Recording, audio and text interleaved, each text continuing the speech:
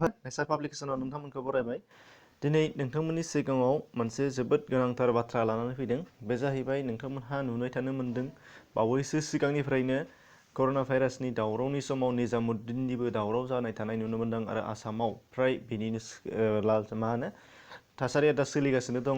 दा बेनि थाखायनो नोंथांमोननि सिगाङाव आं नुनो मोन्दों दि 90% सुबुङानो मिथिया दि निजामुद्दिना मा, सोरनि आरो माब्लानिफ्राय बा बियो माजों सोमोन्दो दङ, बिखौ सोरनि नामाव बावनाय जादों, सोरनि मुङाव फालिनाय जायो, बेखौ जों गोबाङानो मिथिया आरो बिनि थाखायनो नोंथांमोननि सिगाङाव मोनसे भिडिअ लाना फैदों। बेनि सोमोन्दै जोबजासिम नायलां बुजिनो मोनगोन आरो मिथिना लानो हानाय जागोन आरो नांला बंसा दावराव जानायनिफ्राय नोंथाङा बारग'नो हागोन। निजामुद्दिननि गुबै मुङा जादों, नोंथांमोना नुनो मोन्दों, साइद मोहम्मद निजामुद्दिन आउलिया। बिथांनि जोनोमा जादोंमोन 1238 AD-आव। बेनिफ्राय जायगाया जादोंमोन बादायुन, दानि उत्तर प्रदेशआव। बादायुन मुंनि मोनसे जायगायाव 1238 ख्रीष्टाब्दआव बिथाङा उत्तर प्रदेशआव, दानि उत्तर प्रदेशआव जोनोम जादोंमोन आरो बिथांनिया थैनाया जादों 3 एप्रिल 1325। बिथाङा दिल्लीआव थैदों। दानिया बिथांनि बिफानि मुङा जादों साइद आब्दुल्ला बिन आहमद अल हुसैन बादायुनी। बिनिफ्राय नोंथाङा नुनो मोन्दों बिमानि मुङा बिबि जुलेखा। दा बिथांनि सोमोन्दै बे डिटेल्स। बिनिफ्राय बिथाङा 5 बोसोर बैसोआवनो बिफा थैजानानै बिमाजों दिल्लीआव थांफादों। बेनि थाखायनो उत्तर प्रदेश टु दिल्ली शिफ्ट जाबाय। बेनिफ्राय बिथांनि सावगारिखौ नोंथांमोननि थाखाय दिन्थिनाय जायाखै। सावगारियाव कपिराइट्स दङ। नोंथांमोनहा बेखौ डिसक्रिपसनाव लिंक दंखायो। लिंकआव थांनानै दायो लास्टआव डिसक्रिपसनाव हाबनानै नायनो हागोन आरो बिनि डिटेल्सखौ नोंथाङा नायनो हानाय जागोन। बाहाय नोंथांमोननि थाखाय बिथांनि सावगारिखौ होनाय जायाखै। बिनिफ्राय नोंथांमोना नुनो मोन्दों निजामुद्दिन बिथांनि थाग्राखौ बुङो दारगाह, जाय दारगायाव दिनैसिम फुजियो, जाय दिल्लीआव हुमायूननि मुसुखानि सा-सानजा दिगाव दं। लिरनायाव सानजि जादों, सा-सानजा दिगाव बियो दङ।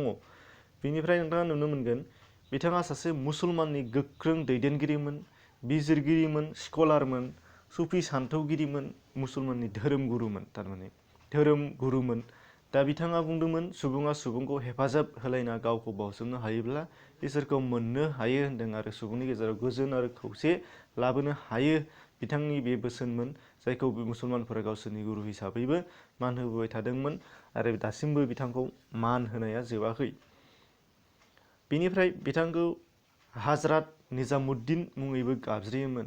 बेनिखायनो बिनि थाग्रा जायगा आरो बोसोन होग्रा जायगाखौ हाजरात निजामुद्दिन बुंनाय जायो, जेराव दिनैसिमबो बिथांमोनहा सिबियो। दा बिनि थाखायनो हाजरात निजामुद्दिन मुङै दा सोलिगासिनो दङ आरो बेखौ दासिम हाजरात निजामुद्दिन मुङैनो फ्राय बांसिनै गाबज्रिनाय जायो बा मिथिनाय जायो बे जायगाखौ।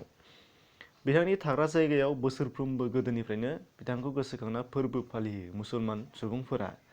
दा बे हाजरात निजामुद्दिन, जायखौ नोंथांमोनहा नुनो मोन्दों, लैथो बिखुनिफ्राय बियो गासै 206निफ्राय 70 मिटार गोजौआव दङ होन्दों। बेनिफ्राय नोंथांमोनहा नुनो मोन्दों बिथांनि थाग्रा जायगा एबा बिथांनि बोसोन फोरमायग्रा जायगा, जायखौ आं बुङो दारगाह।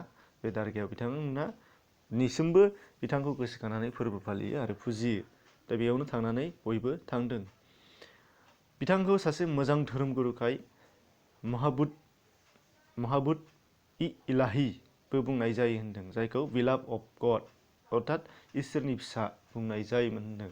बिथांखौ मा बुङोमोन? धोरोमगुरुखाय, धोरोमनि बागै, इसोरनि बागै मोजां गुन फोरमायना होनो हानायखाय महबूब-इ-इलाही एबा इसोरनि थान्दै अर्थात इसोरनि सासे अनजालु, बिलाभ अफ गड होननानै मिथिनाय जायोमोन होन्दों। दासिमबो बेखौ बेबायदिनो मिथिनाय जायो। लोगोफोर, बेबायदिनो गुबुन गुबुन खोथा नोंथांमोननि सिगाङाव सावरायबाय थायो। मोजां खोथा हायै खस्थ' खालामनायनि गेजेरजों नोंथांमोननि सिगाङाव लाबोयो। बिनि थाखायनो नोंथांखौ आं मोनसेल' फिसा रिकुवेस्ट, जाहाथे नोंथाङा आंनि थाखाय फिसाल' मावनांगौ, साबस्क्राइब खालामनानै ला चेनेलखौ, जाहाथे थुलुंगा मोनो आरो गुबुन गुबुन खोथाखौ नोंथांमोननि सिगाङाव लाबोनो हानाय जायो। नेचार पाब्लिकेसनाव फिन खेबसे नोंथांखौ साबायखर बावबाय नायनायनि थाखाय। एसेनोसै, गोजोन्थों।